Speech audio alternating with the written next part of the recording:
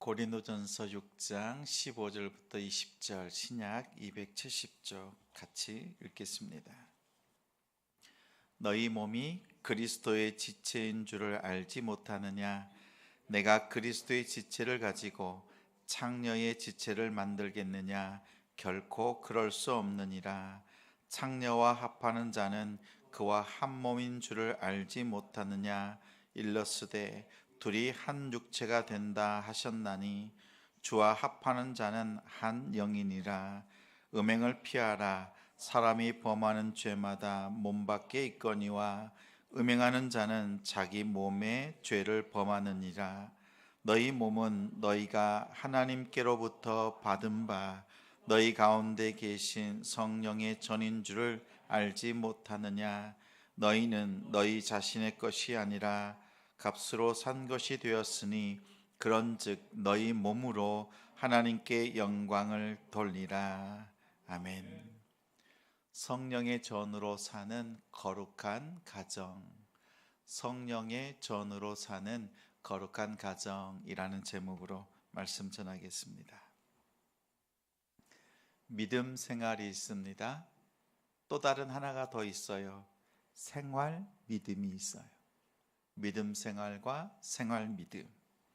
믿음 생활은 믿음으로 살아내는 삶을 말합니다.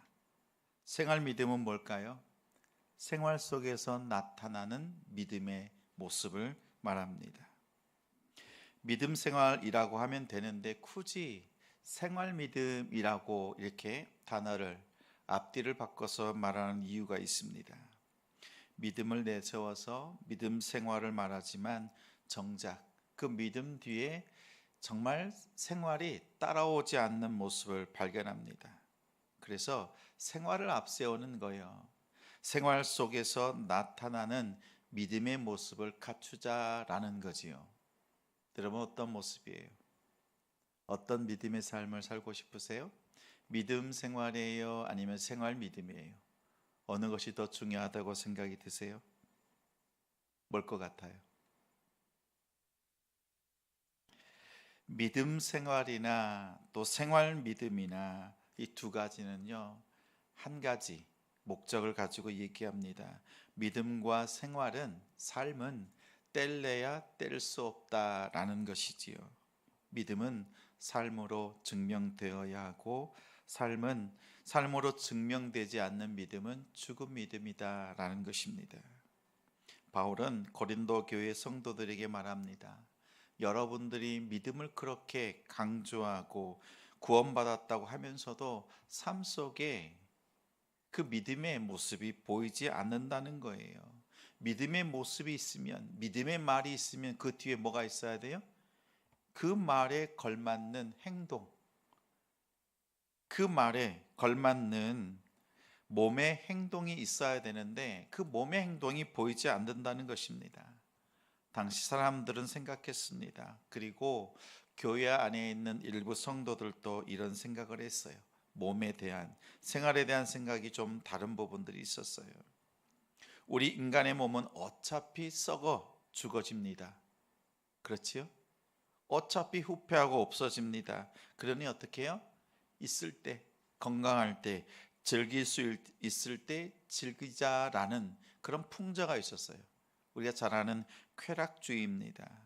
근데 이와 또 다른 한 부류가 있는데, 이러한 욕망과 쾌락을 억제해서 더 가치 있는 영성, 더 높은 가치를 추구하는 사람들도 있었어요. 이것을 금욕주의라고 합니다. 쾌락을 쫓거나 아니면 더 쾌락이나 이런 욕망들을 거꾸로 떨어서 더 고귀한, 더 거룩한 것들을 쫓는 금욕주의에 빠지기도 했습니다. 성도들 가운데 일부 사람들이, 이런 사람들이 있었어요.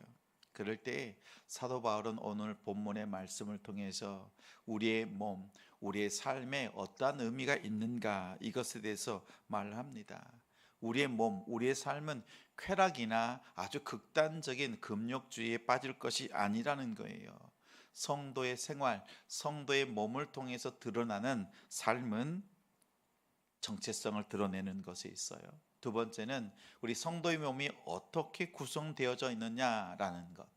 세 번째는 그 몸으로 우리가 어떠한 목적을 가지고 살아야 되느냐라는 거지요.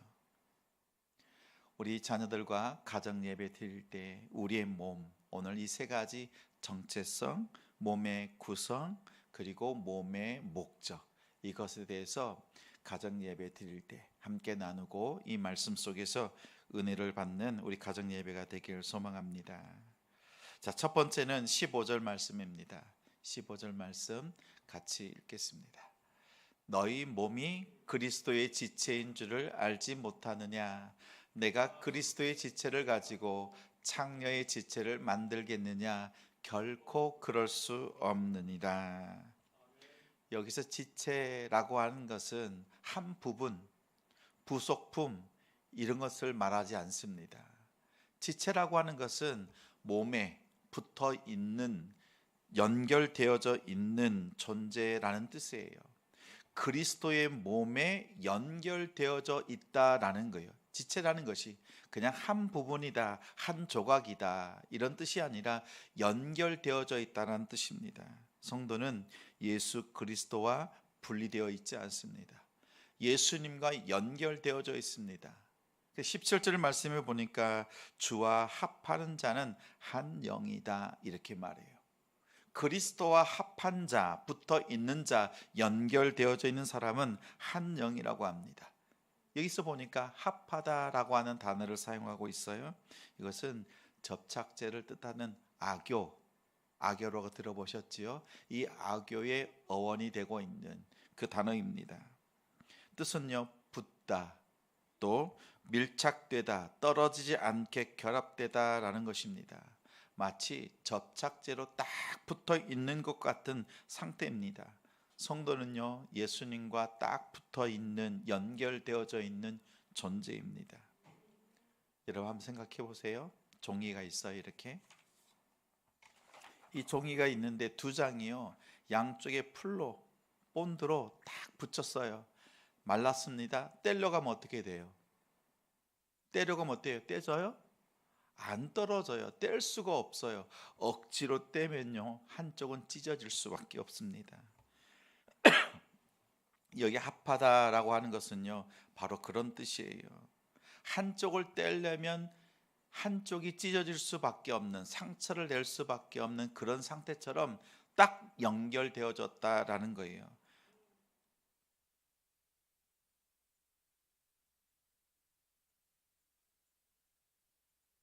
그런데 사도 바울은 놀랍게도 이 단어를요, 음행이라고 하는 데에도 사용을 합니다. 창녀와 합하는 자라고 해요. 창녀와 합하는 자는 그와 한 몸이다 라고 말합니다. 왜 그렇지요? 몸의 연합은요, 단순한 행위를 말하지 않습니다. 그 존재가 붙는 거예요. 연결되어지는 것을 말해요. 그래서 죄의 한 가지 행동이 아니라 그 죄를 통해서 그것과 연결되어지고 뗄 수 없는 존재가 된다는 거예요. 주님과 연결되어져서 성도는 한 몸이 되어지고 그 그리스도와 연결되어져 있는 정체성을 가집니다. 죄를 지으면요, 오히려 이 거룩한 연합이 끊어지고 죄와 합해지는 것입니다. 그래서 사도 바울은 묻는 거예요. 그리스도의 지체를 가지고 죄와 결합시킬 수 있겠느냐라는 거죠. 결코 그럴 수 없다는 것입니다. 왜 그렇죠? 우리가 예수 그리스도를 믿기 전에, 영접하기 전에 죄와 연합되어져 있었어요. 그래서 죄로부터 떼려고 하니까 어떻게 해요? 한쪽이 상처를 받을 수밖에 없어요. 한쪽이 고통을 당할 수밖에 없어요. 근데 죄에서 저와 여러분을 떼어내시기 위해서 예수 그리스도께서 대신 자신의 몸을 찢으셨고 보혈을 흘리셨습니다. 그리하여 우리를 죄로부터 떼어서 하나님과 합한 자로, 하나님과 연결시켜지고 딱 붙어있는 존재로 만들어 두신 거예요. 그래서 우리 존재가 어때요? 하나님과 합해져 있는 한 영이 되었다라는 것이에요. 근데 다시는 어때요? 이제 하나님과 뗄 수도 없고 떨어져서도 안 되는 거지요. 다시 죄와 음란과 합해서는 안 된다라는 것입니다. 죄는 거룩한 연합을 깨뜨립니다. 욕망의 연합으로 바꿔버립니다. 창세기 6장에 보면 노아 시대의 사람들의 타락이 나옵니다. 말씀해 보니까 하나님의 사람들의 딸들의 아름다움을 보고 자기들이 좋아하는 모든 여자를 아내로 삼았다라고 합니다.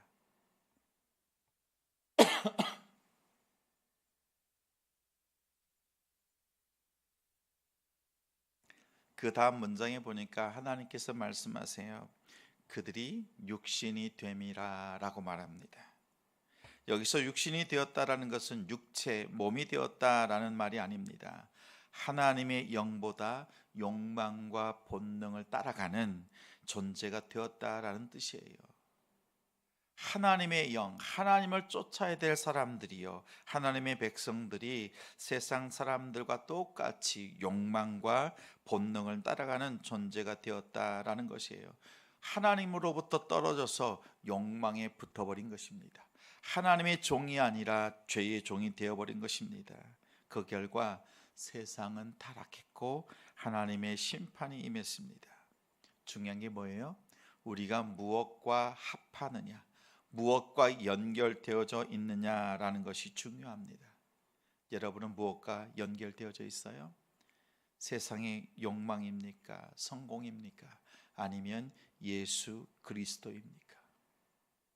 우리가 전에는 예수 그리스도를 알기 전에는 욕망과 세상의 성공과 그러한 것들에 합해 있었지만 이제는 예수님의 죽으심과 찢기신 몸을 통하여서 우리가 그리스도와 연합되어지고 하나님과 합해진 한 영이 되었다라는 사실을 꼭 기억하시길 바랍니다. 성도의 몸은 그 정체성은 여기에 있어요. 그리스도와의 연합, 하나님과의 연합입니다. 우리 자녀들이요, 우리의 몸, 우리의 삶이요, 하나님과 연합되어져 있는 그러한 자녀들, 또 거룩한 가정으로 그 정체성을 기억하면서 함께 나누고 또 가르치는 우리 가정인들이 되시길 바랍니다. 자, 두 번째는요, 그 몸의 구성입니다. 어떻게 구성되어졌느냐라는 거예요. 19절 말씀 우리 같이 읽겠습니다. 시작.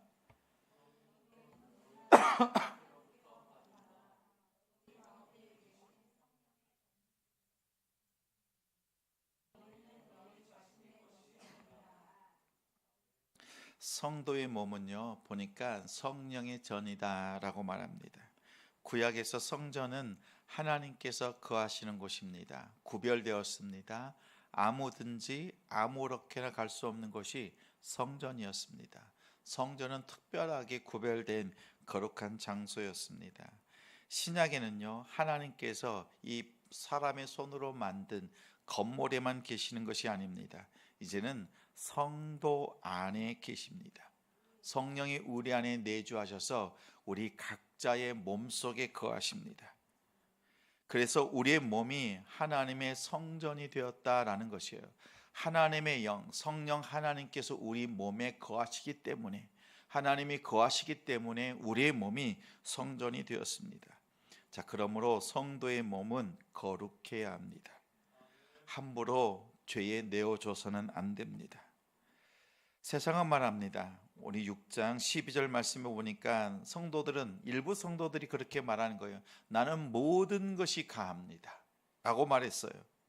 바울이 그 말을요, 인용해 와서 얘기한 것입니다. 내 몸은 내 것입니다. 내 마음대로 할 수 있습니다. 내 영혼은 구원받았으니까 이제 내 몸은, 내 삶은 내가 알아서 내가 원하는 대로 할 수 있습니다. 이렇게 말하는 거예요. 사도 바울이요, 오늘 말씀을 통해서 말합니다. 너희는 너희 자신의 것이 아니다. 우리의 몸은 하나님께 속한 몸이다 라고 합니다. 왜요? 하나님의 영, 성령이 임하신 것이기 때문에 그렇습니다. 그러면서 덧붙이는 말씀이 뭐예요? 음행을 피하라 라고 말합니다. 피한다는 것은 타협하지 말고 도망치라는 거예요. 타협하지 말고 도망치라는 것입니다. 성도는요, 죄를 가까이 두고 그 죄와 싸우는 사람이 아니에요. 죄는 우리가 싸워서 이길 수 있는 대상이 아닙니다. 요즘 시대는 특별히 음란과 너무 가까이 있지요. 스마트폰, 또 영상, 그리고 인터넷, 또 여러 가지 채널들을 통해서요, 너무나 쉽게 음란한 것들을 보고 또 대할 수 있습니다.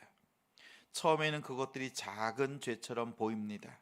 그러나 그 작게 보이는 그것이 내 눈으로 즐겼던 그 죄가 우리의 몸과 마음과 생각과 우리의 가정과 삶을 완전히 무너뜨립니다.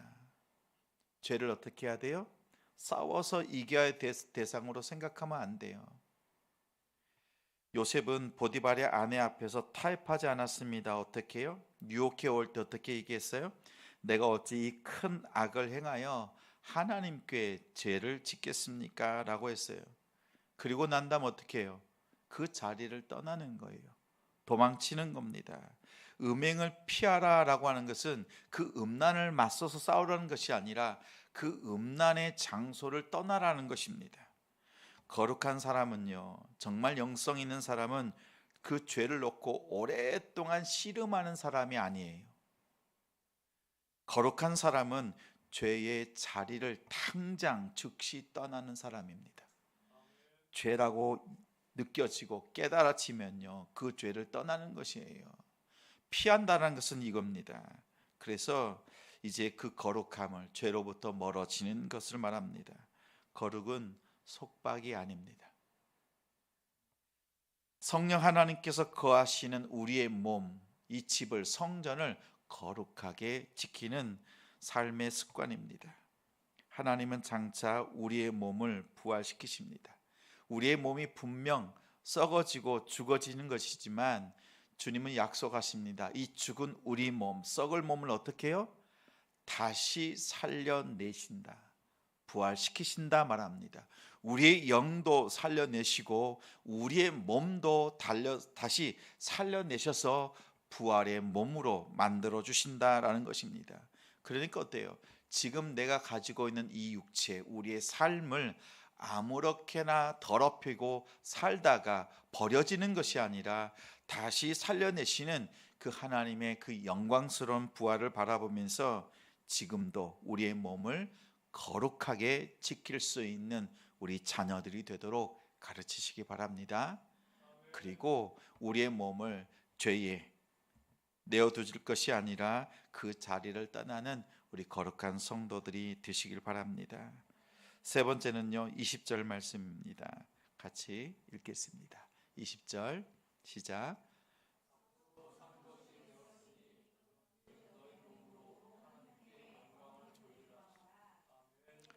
성도의 몸은 목적이 있어요.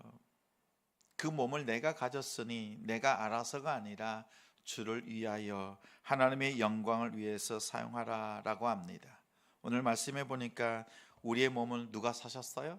하나님께서 예수 그리스도를 내어주시고 그 값을 치르시고 우리의 몸을 사셨다라고 말씀합니다. 우리는 값없이 받은 것 같지만 사실은 엄청난 대가를 치른 것입니다. 돈으로 말하면 얼마 정도예요? 금 1만 달란트. 우리는 예수 그리스도의 몸은요, 1만 달란트, 셈할 수 없는 어마어마한 그 값을 치르시고 우리를 탕감해 주신 하나님의 사랑의 그 결과입니다. 예수님의 찢기신 몸, 그 피값으로 산 것이 우리 성도들의 몸입니다. 그렇다면 더 이상 우리가 내 몸을 내 것이라고 주장할 수 없다라는 거예요. 우리 주인이 누구예요? 예수 그리스도, 우리 아버지 하나님이시다라는 것입니다. 이것을 기억하고 더 이상 자기의 영광을 위해서가 아니라 자기의 만족, 또 자기의 자랑, 성공을 위해서 자신의 몸을 쓸 것이 아니라 하나님의 영광을 위해서 그 몸을 사용하라라는 것입니다. 성도 여러분, 여러분의 몸, 여러분이 어떻게 사용하는지를 보면 그 사람이 어떠한 사람인지, 어떠한 목적으로 살아가고 있는지를 알 수가 있습니다. 보입니다. 무엇을 말하고 있는지, 어디에 시간을 쓰고 있는지, 무엇에 몸을 쓰는지, 무엇을 즐기는지, 그것을 보면 그 몸의 주인이 누구인지를 알 수 있습니다.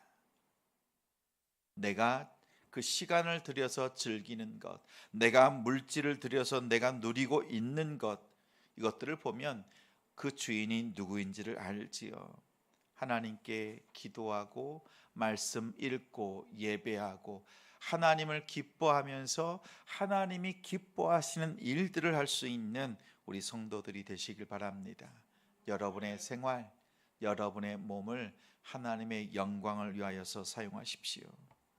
오늘 사도 바울은 우리 성도들에게 묻습니다. 여러분은 무엇과 연결되어져 있습니까? 무엇과 합해져 있습니까? 라는 거예요. 여러분 기억하십시오. 우리는 과거로 돌아갈 수 없습니다. 성도는 그리스도와 합한 몸을 가졌습니다. 우리의 정체성은요, 예수 그리스도의 지체예요. 한 부분 작은 조각이다 이것이 아니라 그리스도와 연결되어져 있고 더 이상 뗄 수 없는, 분리될 수 없는 성도라는 것이에요. 그런데 어떻게 창녀와 세상의 죄와 음란과 그 몸을 섞을 수 있겠느냐라는 것입니다. 창세기 6장의 노아 시대에 그 사람들은 욕망으로 나아갔지만 노아는요, 그는 혼자 은혜를 입었습니다. 그 은혜를 입은 것이 어떤 거예요? 노아는 여호와와 동행하였더라. 하나님과 동행했다라고 말합니다. 하나님과 동행하는 우리 성도들 되시기 바랍니다. 오늘 고린도전서 6장의 말씀과 같이 주와 합해져 있는 주님과 한 영이 되는 우리 성도가 되시길 바랍니다. 우리의 정체성이 거기에 있다는 사실을 꼭 기억하시고 우리 자녀들과 그 은혜들을 누리시길 바랍니다. 우리의 몸은 그리스도의 지체입니다. 또한 성령 하나님께서 거하시는 성전입니다. 우리는 거룩함으로 살아내야 합니다. 그리고 거룩한 삶은요, 하나님의 영광을 위하는 몸입니다. 그래야여서 내가 말하고 내가 내 몸을 쓰고 내 시간을 사용하고 물질을 사용하는 것, 어느 곳에 가든지 하나님의 영광을 위해서 나아가는 우리 성도들이 되시기를, 또 그러한 우리 자녀들 가정이 되시기를 주님의 이름으로 축원합니다.